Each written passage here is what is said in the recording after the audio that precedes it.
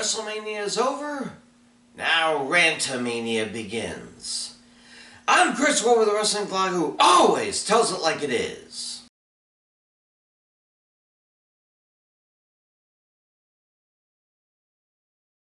Ugh.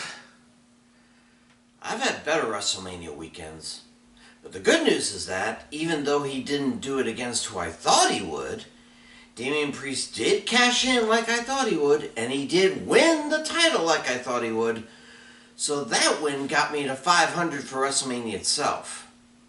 It was Stand and Deliver that made me stink. Anyway, less than a week before the draft and with the chaff being released before it, I figured it was time for another rant, so here we go!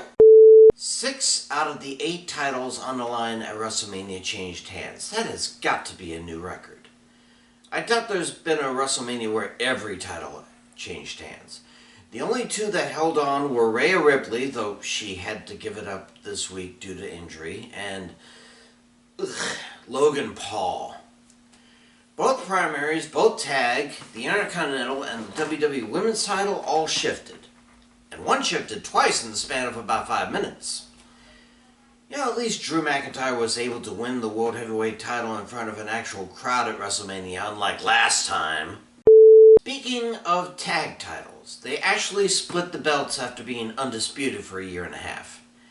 And because of that, they were finally able to get rid of the Raw and SmackDown monikers and, like the women's titles before, changed them to World and WWE tag titles. The World ones look very much like the singles World belts. And the WWE ones seem to be a flashback to the mid-80s and 90s, complete with the word wrestling on them. In any case, we're finally back to how things were about a year after the first brand split in 2002.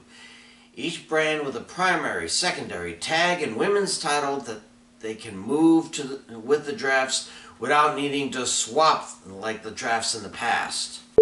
And speaking of other titles, remember when I said that having NXT Women's Tag Team titles was a good idea, only to have it shot down a few years later? Well, it seems the Rockette GM is going to give it another go with a Women's North American title.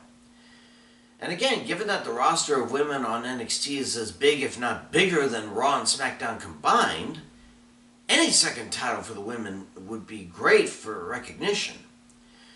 Hell, make a Women's Heritage Cup if you think it'll help. Just make sure more of the long list of women have opportunities at greatness before moving to the main rosters and keeping them in the shadows. Now that the big PLE is over, the WWE can return to its World PLE Tour. First to France, then Saudi Arabia, Scotland, Toronto, Cleveland, and Berlin. It's mandatory that Cleveland gets made fun of, okay? I didn't make the rules. But I have to wonder if this is good for the talent. Battling in Australia out in the open in the heat of their summer and then fighting jet lag to take part on Raw and SmackDown the next Monday, Friday had to be a grind. I mean, it's not so bad going to Eurasia, but time zone adjustments are still a bitch. Part of me hopes this is the last year most of the PLEs take place outside of North America, but I'm not banking on it. I think it's safe to say that aside from Cody Rhodes moving to SmackDown to defend his newly acquired WWE Universal title, no other champions are going to shift in the draft. Well, maybe Logan Paul and Sami Zayn will trade spots, but I'd love to see Team KOSZ back together, but it doesn't seem that likely. Gunther made the IC title a major championship, much more than Paul made the US title. And big name titles belong on the flagship of Raw. Besides, unless Chad Gable and whatever Alpha Academy 2.0 he builds also moves to SD, the thrashing Gable gave Zayn will be for naught. Finally, the QR codes have returned.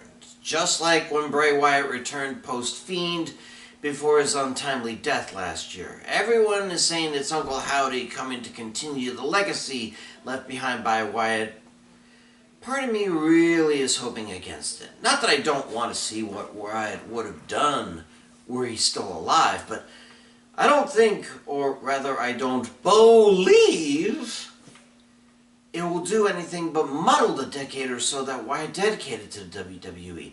Can't we just let him rest in peace and hope he makes the Hall of Fame next year? As entertaining as The Fiend was, he was building up to something no one can recreate. Not even Uncle Howdy. Alright, enough of my BS. Let's hope the draft is worth moving it against the NFL draft this year. I'm Chris Wolvie, the wrestling blog who always tells it like it is. Pray for peace. And I'll see you